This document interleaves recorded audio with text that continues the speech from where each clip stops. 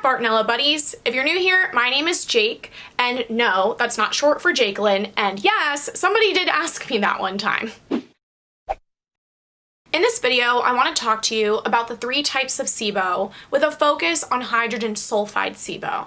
Hydrogen sulfide, or H2S SIBO, is a type of SIBO that doctors have suspected exists for quite some time, but only recently has a commercial test been developed. I recently got my results for this test, and my result was 10 and the cutoff is 5. Most of you are probably familiar with SIBO, which stands for small intestinal bacterial overgrowth, which is exactly what it sounds like. It is an overgrowth of certain bacteria and other microbes that can cause almost any GI symptom you can think of, and I've learned from my own experience that it can cause extreme, relentless, painful belching.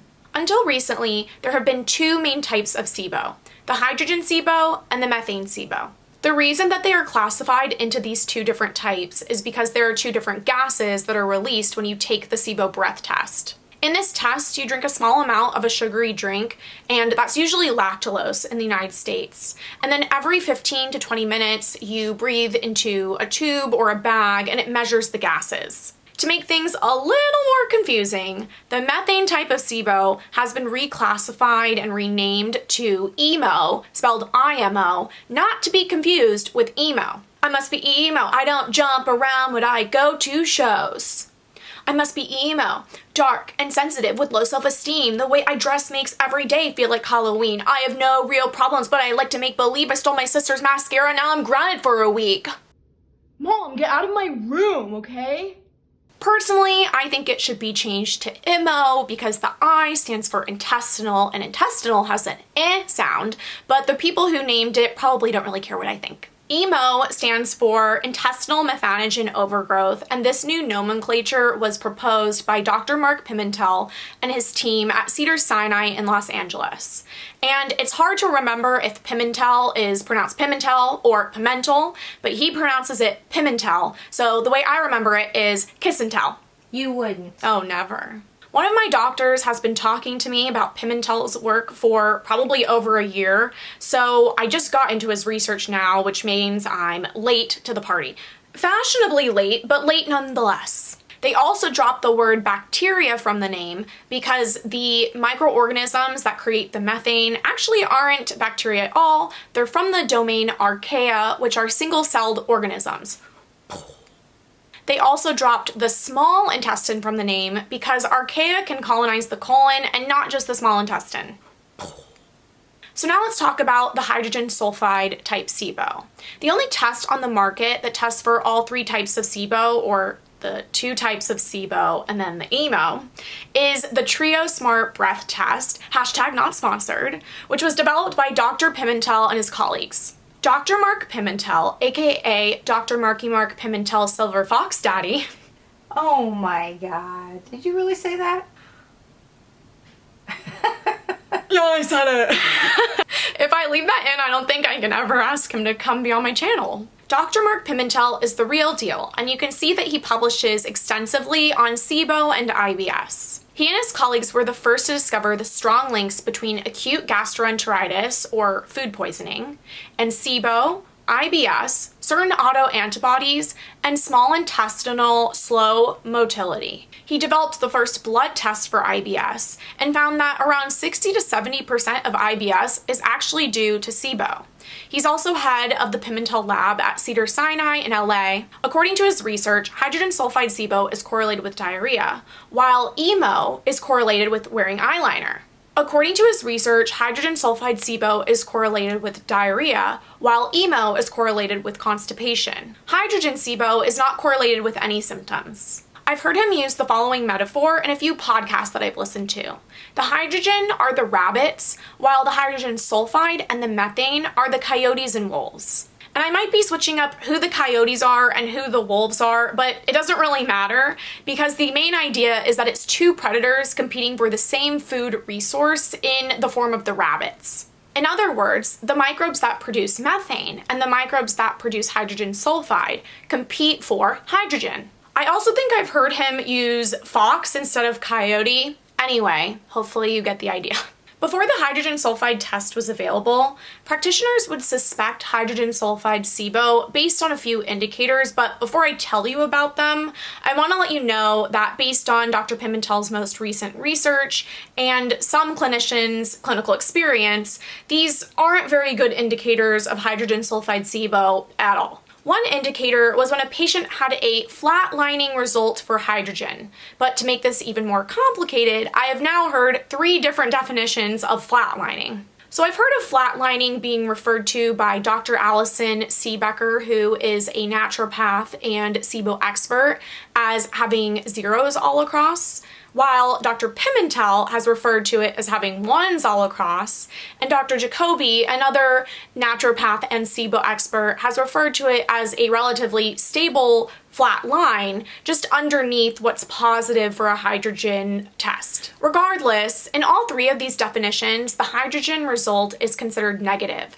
because it doesn't rise above 20 parts per million above its starting baseline, which is a validated measure for SIBO as proven through Dr. Pimentel's research. When doctors would see the flat line, they would suspect that the hydrogen was being eaten up by either the methane-producing archaea or the hydrogen sulfide-producing bacteria because these 2 microbes compete for the same resource. So if a patient had a hydrogen flatline but a negative methane and still had SIBO-like symptoms, then you could reason that it's the elusive hydrogen sulfide.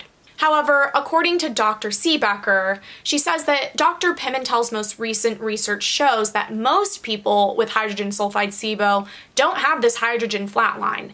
This unfortunately means that it's possible that practitioners were missing most people with hydrogen sulfide SIBO. Another outdated marker for hydrogen sulfide SIBO is rotten egg smelling farts. Dr. Marky Mark, I have smelly farty farts. Nice. Really nice. How old are you? Ladies, if you can't fart in front of your man, do you really want him as your man? Think about that. It makes sense to link the rotten egg smelling gas with the hydrogen sulfide SIBO because eggs contain the amino acid cysteine. And when you cook the eggs, the sulfur atoms get changed into hydrogen sulfide. At least that's what the internet told me. However, in Dr. Siebecker's experience, she finds the rotten egg smelling gas to actually be quite rare. Another thing that practitioners have been, and still are, doing is using stool as a surrogate for the small bowel. Before Dr. Pimentel's team sequenced the microbes that are found in the small intestine, doctors and scientists hypothesized that the small intestine would slowly and gradually start to look more like the large intestine as you went down the length of it. And while there are differences between different parts of the small bowel, stool just really isn't a valid way to gauge what's going on in the small bowel. Dr. Pimentel has literally said that it's literally another planet. That sentence had the 2 opposite definitions of literally in it. The reason that we didn't know until recently what the microbiome of the small bowel looked like was because we didn't have validated ways of running the PCR and the culture of the small bowel, and we didn't have validated ways of reaching much of the length of the small bowel. Most of what we do know about the small bowel comes from Dr. Pimentel's team. I've seen people online say things like, oh, I did the H2S test and I came out high, but I don't have any symptoms at all, so this test must be bunk. And even my own GI doctor did the test for himself out of curiosity, and he was high for H2S as well. But this goes back to what I always say about testing. So first, all tests have false positives and false negatives, but let's just imagine a world in which tests are perfect and there's no such thing as false positives and false negatives. But even then, not everything you test positive for is contributing to your symptoms. We know from research that people who are bacteremic, meaning there is bacteria in their blood with Bartonella, can be asymptomatic or minimally symptomatic. Similarly, there are people who test positive for SIBO who are asymptomatic or minimally symptomatic. The host response is often what contributes to your symptoms. It is the interaction between your immune system and your microbiome that contributes to disease manifestation. And when you have an imbalanced microbiome and a dysregulated immune system, some scientists are now referring to this as a pathobiome. So it's the combination of symptoms and a positive test that really points you in the right direction when it comes to SIBO and many other illnesses that have a complicated relationship between the microbes and the host. Now, what are some common hydrogen sulfide SIBO symptoms, since the rotten egg smelling gas seems to be a bad marker? Well, really, any of the typical symptoms of SIBO can be caused by hydrogen sulfide SIBO. But I did hear Dr. Siebecker say that she typically sees interstitial cystitis type symptoms with hydrogen sulfide SIBO, so that includes bladder pain, irritation while urinating, frequency, and urgency. And when I heard her say this, my mind was blown because I have hydrogen sulfide SIBO, and prior to treating, my bladder pain was pretty bad. And I don't want to speak too soon, like knock on wood, but my bladder pain has reduced by about 80%, and I've only done about 12 pills of Xifaxan. I already have a video on the strong link between mast cell activation syndrome and interstitial cystitis, so I'll put that in the video description box down below. And I am really anxious to see SIBO researchers and mast cell researchers come together and collaborate. I will address hydrogen sulfide symptoms in more detail in a future video, but quickly, I will just list some of the ones that Dr. Siebecker has seen in her own clinical experience. This includes peripheral neuropathy, fibromyalgia-like pain, diarrhea, heartburn, abdominal pain, and visceral pain, meaning pain of the organs, so including the bladder and the pancreas. And finally, food sensitivities to sulfur-containing foods, which is another topic I will address in a future video. I swear, I'm normal. Dr. Pimentel has been hinting that the organisms found in hydrogen sulfide SIBO are going to be a surprise. He can't tell us what that surprise is, or else he can't publish the paper, and that's not his fault. That's unfortunately how the world works, but I'm not going to act like this hasn't been driving me insane. I've become a Pimentel stan. Dr. Jacobi has previously hypothesized that the bacteria that cause hydrogen sulfide SIBO are desulfo vibrio, which is a type of bacteria that is a sulfate-reducing bacteria.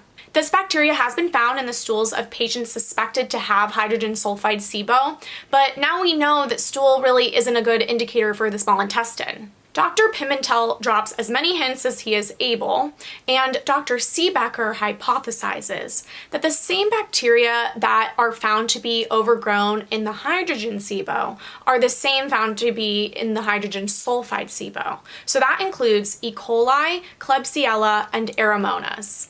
Not only do these bacteria produce hydrogen, but they also produce hydrogen sulfide. And if you read through Dr. Pimentel's work that he's published throughout 2020, you will see that the main offenders are E. coli, Klebsiella, and Aeromonas. And I hypothesize that this work most likely included patients with hydrogen sulfide SIBO.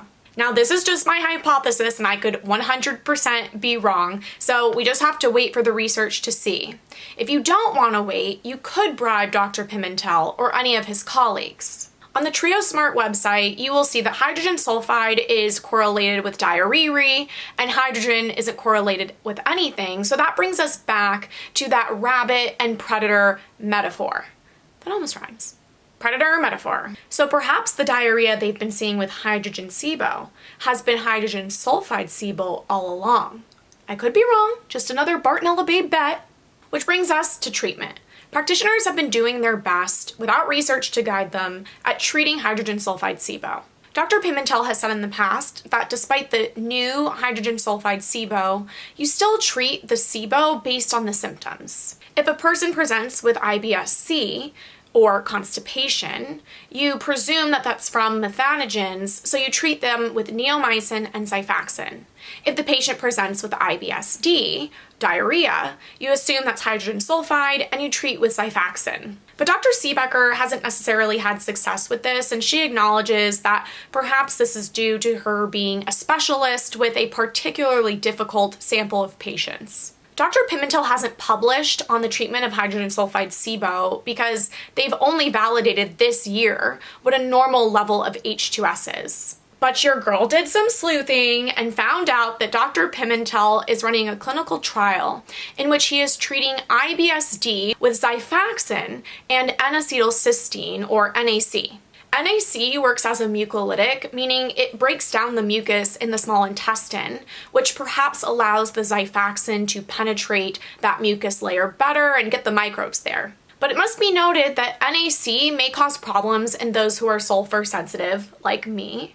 So perhaps you'd like to ask your doctor about other mucolytics that would work for people with sulfur sensitivity. I will be making more videos in the future on hydrogen sulfide SIBO, symptoms, diet, and treatment, including antibiotics and non-antibiotic therapies. So make sure you hit that subscribe button if you haven't already. Please like this video if you've learned anything today. It really helps my channel.